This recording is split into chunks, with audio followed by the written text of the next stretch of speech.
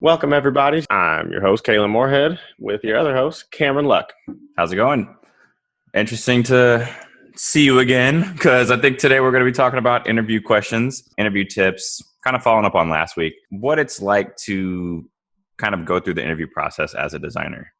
Yeah, we just really wanted to take this chance to talk more about what goes into the whole interview process, or start to at least have that discussion.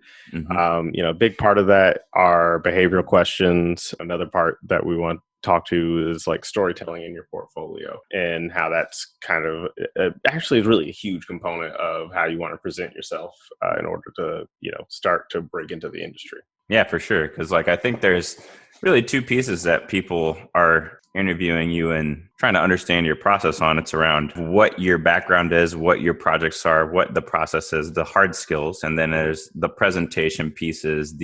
We talked a little bit about branding or personality last week. Right, And then right. even the way that you communicate with stakeholders and things like that. So there's the soft skilled side, a soft skills side as well. And I think I think that people focus a lot on the hard skills, but they don't realize that a lot of design is the soft skills also. Yeah, it's definitely like the interpersonal relationship, and a lot of just like having to work across different work streams, work through different teams with different people and different roles. And as you get further and further into your career, you're talking with stakeholders, you're talking with users, you're getting design requirements from senior leadership, and there's a lot that goes into it, even beyond just your core technical skills. Yeah, I think that's a good point because even presenting is measured differently from person to person. Mm. Because if you're on a team or you're interviewing for a team that may be presenting up to senior vice president levels, they're going to be measuring your presentation skills more so than maybe even your hard skills. You know what I'm Yeah. saying? So don't really know where on the spectrum you're being measured unless you have more insight into those teams. So it's really good to have a strong background in both the hard skills and the soft skills to just make sure that you're selling yourself correctly. I think it's one of the things that doesn't get talked about a lot when you're, going through school, is more about just like learning the hard skills and just Right. like understanding. But like we've been saying, a big part of this is how you can sort of handle yourself in a room, how you are able to like just deal with and interact with people, and how you also like deal with conflict, because there's always going to be problems that pop up, and people who are going to be difficult and going to have different opinions and perspectives on how you handle some things. We've seen it happen one way versus how you see it, or we tried something like that, and trying to sort of stick with the martial arts thing here, just judo that energy, put it back at them, and like, all right, cool, how do we incorporate your Transfer it stuff back? Yeah. I think that makes sense because I think there's really three topics that we're looking at today. It's going to be around the storytelling, like you were saying, like how do you tell the story of your portfolio pieces in an interview process. Then there's the presentation skills and things like that. But then lastly, you kind of are talking to articulating decisions and rationale even outside of maybe the interview process, and maybe those go hand in hand. So Yeah. we'll make sure we talk about each of those as we go through today. So I guess we'll start with the intro one, where it was more around the interview questions themselves and how to go through the storytelling aspect. I guess the real focus is around how do you answer these behavioral questions as a designer? Because no matter where you interview, there's going to be some type of behavioral question trying to gauge interpersonal skills, how you worked with a team, and then how you kind of solved problems.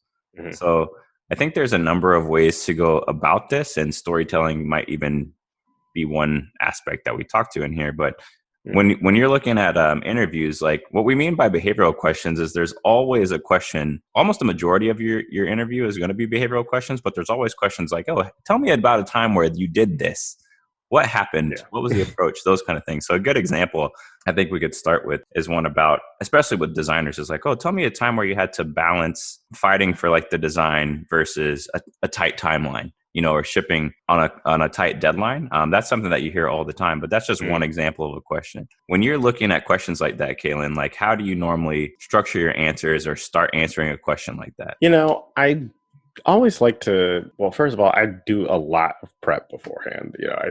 I do think it's important to sort of try and take the time before any interview to make sure you're brushed up on sort of the different stories you want to tell. Right. I think for any interview that I'm going into that I'm really serious about, it's usually based around 6 or 7 different projects, or different work that I've done, and trying to figure out what is it about that story that can speak to something that I know they want to ask questions about? So in the specific instance of something like that, where it's, how do you trade one thing off versus the other? It's trying to talk about how I've done it in my process. So in one particular example, I had a site I did where about 2 days before we were supposed to present to our client, we had to completely come up with a brand new design. Normally my process starts deep in research. So I would have gone through and done just done all kinds of research or whatever. But it was like, we didn't have time for that. We're just going to work off the old data. What else are we doing? Well, just start sketching. And so I did, put pen to paper and just was trying to come up with new things, think of some different ideas and try, things that I kind of left on the cutting room floor before and seeing what we could make work with that. After going through that, normally it's moving to wireframes, but we ain't got time for that. So I just took it to my graphic designer and sat down with him and just got the whole thing printed out. Just started testing it and iterating through. Yeah. And so, a lot around those kinds of questions is just trying to say how you can move through it. That's usually how my answers go for something like that, though. Yeah, that makes sense. And I think one of the things that I normally talk about when I'm talking to people about this is and you just step through it, but people want to know the nitty gritty of it. And they want to know what parts of the process were you able to cut out and why? Because there's parts of the process that you chose that were important. You were like, hey, I really need to do sketching. Right. And so I sketched and iterated quickly because we didn't have time.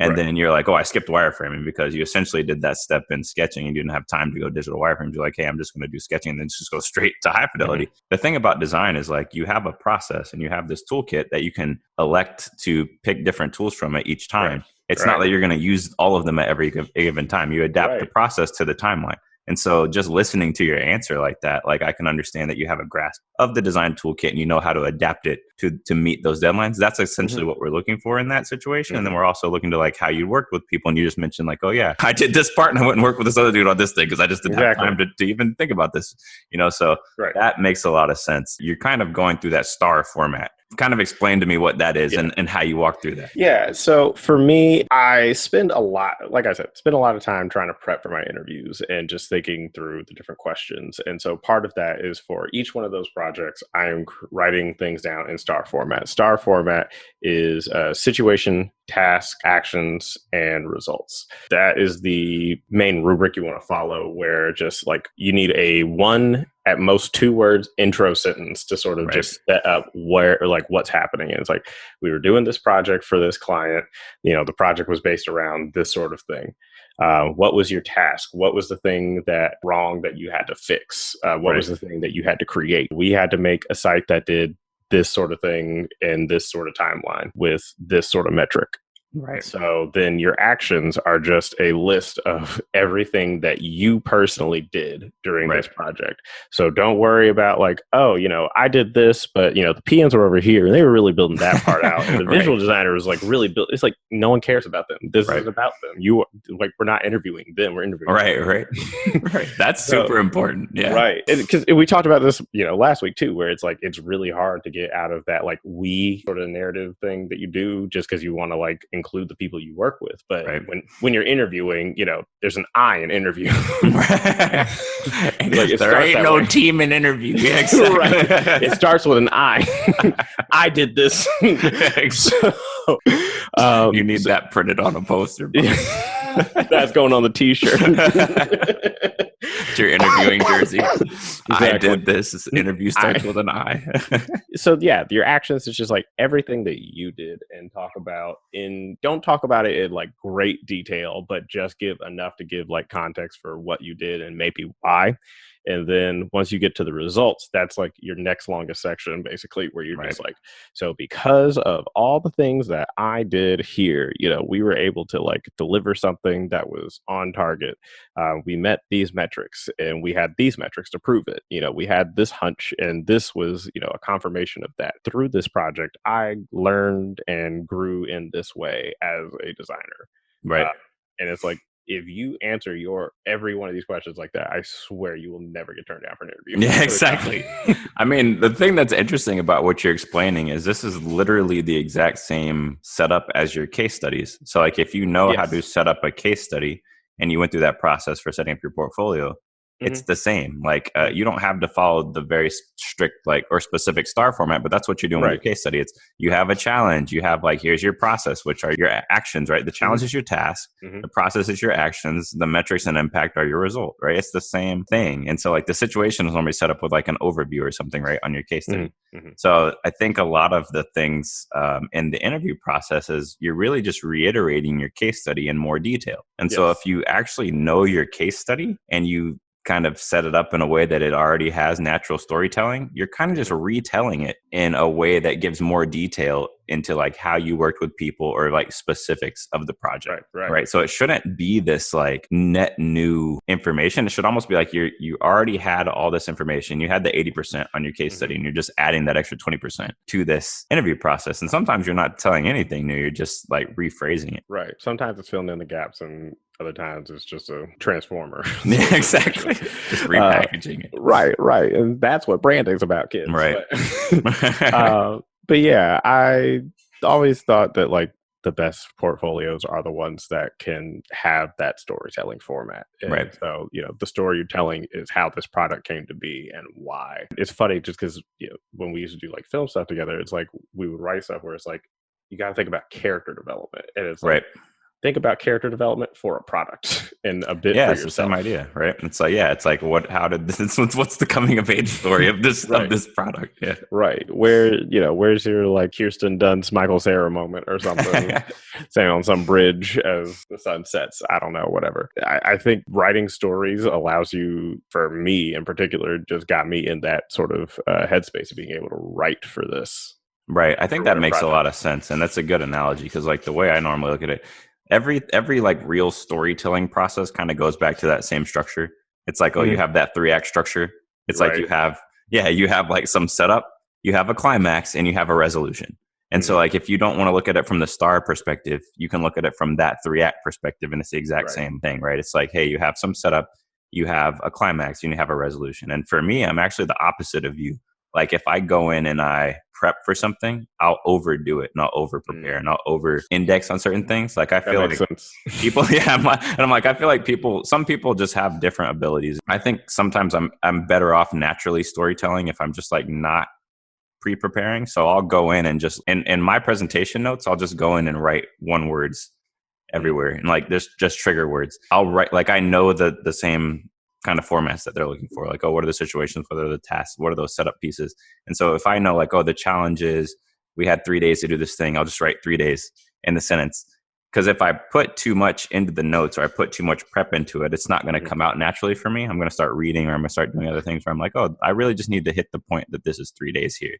Right. Then I'll just put that in the presenter notes and I'll say however I would naturally do it. So I think a lot of it too is around like, you want to naturally tell the story. You don't want to read it off of a script. You want to perform it. It's no different than if we go back to the filmmaking thing, actors are not reading their lines. Right. They're performing them. So like you don't have to memorize your presentation. You just need like keys to deliver it correctly. Yeah. And I think the preparation is really just like trying to know my stories in and out. Right. It's like, it's not that you need to write yourself a script to just like memorize all these things. If there are a couple like really, good lines that you have, like write that down. And just like, I have my interview playbook basically. Sure, right. So it's like, these are the things I'm just like, okay, yeah, that's the thing I need to say about that. But it should be sort of something that can just roll off naturally. And to the point when you like memorized it, it will. When you tell stories to people, you just like, you memorize the like key bits of it. You don't memorize like every single word of how you tell the story. Yeah. And the thing I always say too is I'm like, if you did the work, you know the work. You don't have to do a lot of prep over the work. There you go. I think what you're really getting at too is like you're prepping the story, not like the background of the work. And so that's what I'm getting at too is I'm like, I don't do a lot of preparation because I know if I do, it'll over roboticize the story. But like the things I'm looking into are not the work elements. It's the stuff around the work. Like, I want to communicate these points about the challenge, the people or whatever. But I think people will double down on like, I'm going to talk about my wireframes and how I did these. Like you could literally just say I did wireframes and, I'm like, nobody's really going to care that much. They might ask you a couple follow-ups like, why'd you choose to do wireframes? Or like, how long did this part of the process take? But it's not going to be a lot around the execution of specific tasks, you know? And I think, for myself, I am someone who just like will go into the inane details of things. And like, Right. So it's like, it helps me when I write it out and then I'm like, that's not actually relevant to the story. Like that's something, Editing. right? It's Yeah. like, these are just like fluff things, like just extra stuff. And if they ask me about this during the interview, I can talk about it. But like Right. that doesn't belong. Just tell them it's like, I did wireframes. I did, user interviews. We had whatever sort of user testing or like based on a prototype that we made. Right. But just keep moving. And it still follows the same rules of filmmaking. Again, it's like if you watch a film, a 3-hour film only has like 100 pages of a script, or I think that it was like what? It's about a minute a page. Yeah, a minute a page, right? So it could be like 120, 180, right? I doubt it. I bet it would be smaller or shorter because like if you go watch the Infinity War, it's a pretty long movie, but there's not many lines said. So essentially what I'm getting at though is like you should show more than you should tell. Yes. And so like your script should be more minimal than what you're presenting. It should be a lot more of showing than telling. So in the situation where you're saying, oh, I did wireframes, we should be seeing them. You don't need to sit there and explain to me all the details of them. I could see them on the screen, So and I think kind of one of the points, kind of making a quick pivot here, you mentioned like results and impact at the end as well. And I see like when I've met with or mentored like younger designers or more junior designers that are coming up, this is where they have the struggle. Because they're like, oh, I didn't launch it. I don't know what the metrics or the results are. And I'm like, really what you're getting at is you can have a number of different results that have nothing to do with like a direct metric. So for instance, if you're in that situation where you're like, hey, what was the result of my design? You might not have tested it. You might have tested it. You might not have launched it. You might have launched it. If you didn't test it or you didn't launch it, what you could say is, hey, I had some initial research data. I performed these actions to execute on that information. And this is the result was I did a design that I think achieves these goals. I would then go and do this type of testing to validate it. So really what we're getting at is what did you do? Why do you think what you did is accurate or good enough? And then what would you do next, right? So like essentially, I've seen this a lot too, is you don't have to quantify everything, but you need rationale for things. So you just need to be explaining your rationale for why you made the decisions and then tell us like what you would do in the ideal scenario. That's what I think is really important as well. Ideally, you'd be able to test it too. And you'd be like, hey, yeah, I saw that the difference from early on, our goal was to speed up the checkout process. And it went from being 3 minutes to 2 minutes. Great. Like then you could have a quantifiable metric. But if you don't, you could say, hey, I use these design principles to eliminate these pages or these interactions or this many steps and redundancies. These redundancies. And I believe now that my hypothesis would be this is faster. But you're really just trying to tie back your rationale to the goals, your business goals and your user goals. So like there you go. Same thing that you said earlier, whatever your task was or your situation, you're just tying back what your design did in the results area to whatever those goals were. And it doesn't matter how far you got, as long as you can say like, hey, this design impacted those based on numbers or based on hypotheses. Right. It's like, look, this isn't a Donald Glover script. All right, you got to answer those questions you start at the beginning. Don't just go trailing off. That's M. Night Shyamalan. That's a whole second movie. Whenever you get to the end, it's not even the same movie anymore. It's just like, wait, where did we go? I thought we were in like a cornfield. Hold on. I can definitely critique Guava Island. That's a whole nother thing. If you want to go back to that's a music video movie. I didn't know what I was watching. It took me a minute before I was like, oh, this is just music videos. Okay. Yeah. I was like, okay. I'm fine with this now. Yeah, no, exactly. I'm just like, I'm good. I was just like, I was expecting more from it. I'm like, okay. I thought it was a movie. Yeah, exactly. It's like, I thought it was a real movie. And it wasn't. But you know what? That's okay. I liked it. It's fine. There's no result, but they had the other parts of it. Just a situation and some actions, but no real task. There wasn't many tasks. That might be a no hire. That's a pass. Yeah, exactly. Not the bar raisers just are like, he has talent, but he has talent. Yeah, we'll see him in a year. Okay. Speaking of that, yeah, we could probably move on to the storytelling elements. I think we kind of talked a bit about it. I think we kind of free flow a lot on the questions, so maybe we need to structure these a little bit more. But, I think like this particular one, like when you're really looking at behavioral questions, answering them and storytelling are one and the same. I don't see a separation. I think that's what's clear here is like if you're going to answer a situational or a behavioral question, you're really just using the same storytelling process again. There you go. That's it. That's the tagline, man. You have the same process across the entirety of your presentations, regardless of if it's early on in the phone screen, setting up your case study, or presenting your presentation in the interview. You're still going to be using the same kind of storytelling format, even when you're answering these behavioral questions. That's all behavior question is. It's just what was your behavior? It was like, what did you do? And you got to be able to tell that story. Right. Now, the way you tell that story might be different for a job interview, and the fact that it's really about what you individually did for something and how that would, contributed to something, and just like building on it from that sense. But in the same sense, it is just a story that you're telling people. Yeah, totally. And I think like designers have a leg up here because everyone kind of has to fall into this like situational or behavioral type of storytelling environment when they're interviewing, but we already had to do it for other types of things. So I think we're already kind of pre-prepared with something to start telling the stories to these questions later on anyway. If you got pieces for your portfolio, you've already got stories for your behaviorals. Right, exactly. You're good to go. So yeah, that makes sense. Sweet. That's probably it for today. And I think we'll just keep it short and sweet. Thanks for joining us, guys. So we really appreciate all of your reviews. If you got any questions that you'd like to ask and have us answer, please feel free to send that to us. Type it in the comments. Throw it in the DMs, slide it through. Yeah, we'll answer comments for sure. Any questions you guys have, and we might even make complete podcasts or videos out of these. So feel free to leave anything. And I think what we're saying is probably the next week or the next few weeks, we'll keep going down this path around what it means to like present and presentation skills and things like that. And then we might even take a step back and look at it outside of the interviewing process, where it really, what does it mean to articulate your design decisions, articulate your rationale, both in your case studies and an interview and even like day to day. So that'll probably be the next few weeks. So feel free to tune in for those as well. If you have any questions or comments that might help fuel those particular podcasts, definitely leave those in the comments and we'll address them. We're planning out a few other things. So, anything you got design related, let us know. We're looking for all types of input because we want to make sure that we're answering and speaking to the things that the people are asking about. So, and also clickety clack on that subscribe button while you at it. Yeah, that'd be great. We'll catch you later.